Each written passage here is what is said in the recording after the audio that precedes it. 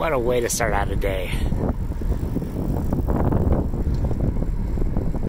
Well, we made it to the part of Houston where they just kind of gave up on building bridges, and they just tell you how deep the water is. Yeah, they really just gave up on the bridges here. You ever seen an oil well close up? That's what they look like. And that's where they keep it.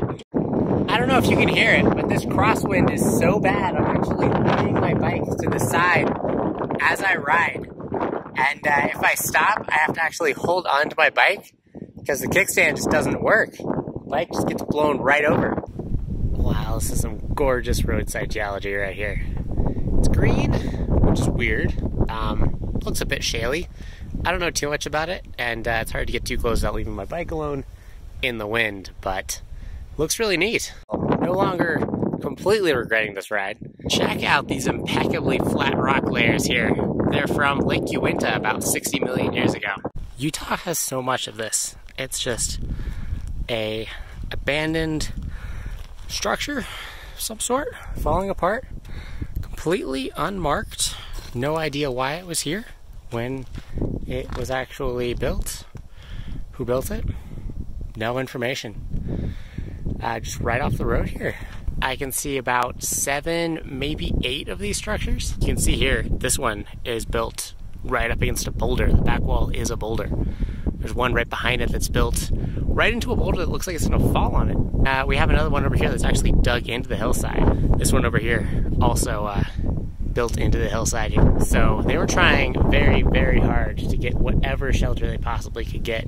So I actually forgot my can opener this time, but managed to saw this thing open with a multi-tool, so it works. I've been climbing this hill since before lunch. It is long. It's kind of steep, but it's just so long. If this isn't the top, I'm going to be so upset. So that was the top. Finally made it to the top of this thing. There's trees, there's shade, and I'm taking a bit of a rest, but I am looking forward to going down that hill. I think 9 Mile Canyon is somewhere off there in the distance. It is so hard to capture just the immensity of what's out here, because it's so far away you don't see how tall it is. You don't even see really how far it is. It's just so far out there. It's everywhere. No, no, no, no, no, no, no, not the pavement. Right when it gets good, the pavement's gone. Fuck! My bike already has a chain. Yeah, you're the best chain, aren't you, boy? Descending into 9 Mile Canyon right now on this dirt road, this is just gorgeous. You know, I'd really prefer pavement, but this pretty solid gravel road it's pretty solid. Compared to the gravel roads on the Pony Express Trail, this like dirt and gravel road is downright smooth, paved almost, but not quite. I would really actually prefer a paved road right now. Absolutely gorgeous. You know, I thought I was so smart when I set up this trip. I'd learned so much from the last one. I was gonna compact all my stuff. Only needed to fit it all in 2 panniers. Perfect. Except it turns out I put all of my weight into my 2 rear panniers, so this thing does not handle the best on a bad road or in the wind, and managed to forget my can opener, so good job, good job. Would you look at all those rocks? Damn. The pavement is back, and I am so happy with this. Why did they leave the descent into the canyon as the only thing that was not paved in this entire road? Check this out though. Oh my god. Fuck yeah. Wow, good thing we're not in a storm event. This is it. This is 9 Mile Canyon. Oh yeah. Check that out. You know, they really don't like bridges around here. I haven't seen a single bridge. This is just incredible. Oh my god.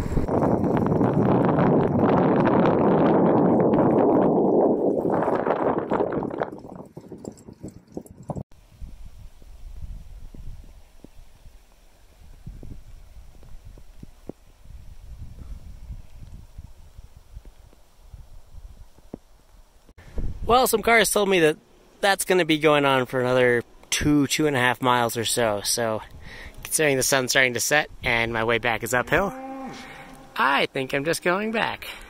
I'll check this place out in the morning. Sliding risks due to excessive cow dung everywhere. And it's so much more personal on a bicycle rather than a car. You really feel a lot more like you're there than just watching all of this through the window of a vehicle going through here at 20, 30 miles an hour.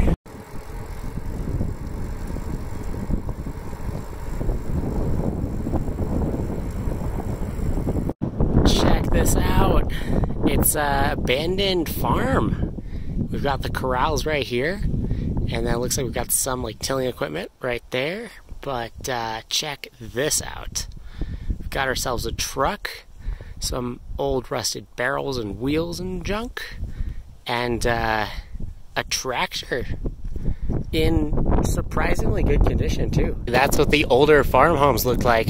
I want to say somewhere between like 40s and 70s. More tractors and more tractors. Wow, log cabin home right up here. Looks a bit older and more worn down than the others.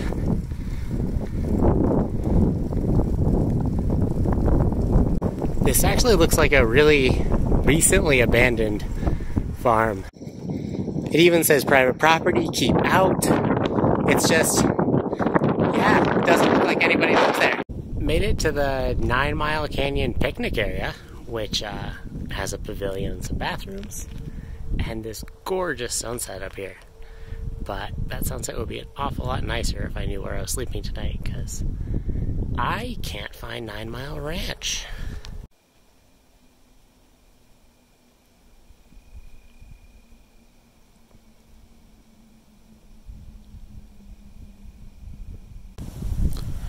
Wow, 9 Mile Ranch is not a bad place to camp. This is a gorgeous morning out here. What a way to start out a day. So this is the 9 Mile, like, Glenwood Canyon something picnic ground. This is where I stopped last night to get all the pictures of the sunsets, and it is gorgeous. I would highly recommend stopping here if you come. And that is why you never stand on a ledge that has cracks in it. You never know what is or isn't underneath that ledge. The petroglyphs in 9 Mile Canyon are really interesting, but I'm almost more fascinated with the abandoned ranches. Because there's just middle-class family homes from, I don't know, 40s, 50s, 60s, 70s, and they're just out here, decaying. And the land's still being used. Someone built a new house right up the street, but the old house is just left there to fall apart. And there's even trucks, tractors, farming equipment just lying around. It's kind of crazy. And oh yeah, there's some petroglyphs. So most of these make sense. Various animals, depictions of hunts, stuff like that. Really neat. But this one, is that Satan juggling? Let me revise that.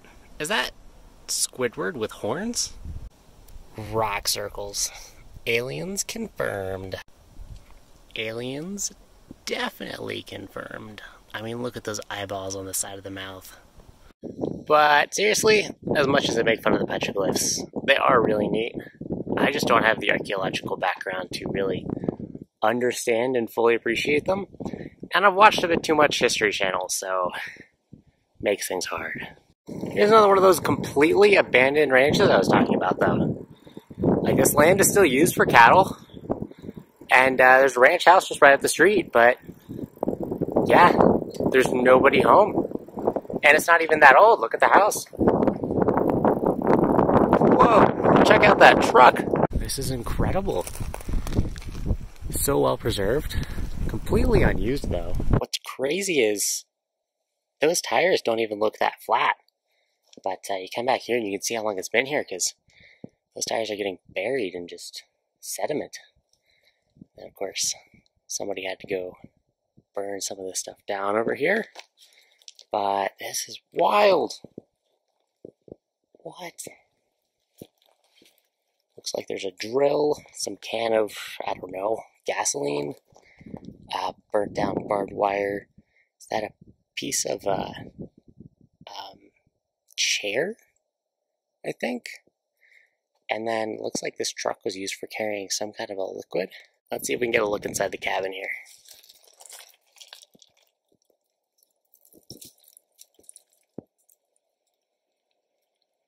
Well, looks a bit dirty, but surprisingly good condition. Right here we're coming up on another one of those abandoned ranches I was talking about. This one looks a lot older. It's made of stone and wood instead of that like vinyl siding. We've got our abandoned tractors over here, a few farmhouses. That is an old abandoned truck up there.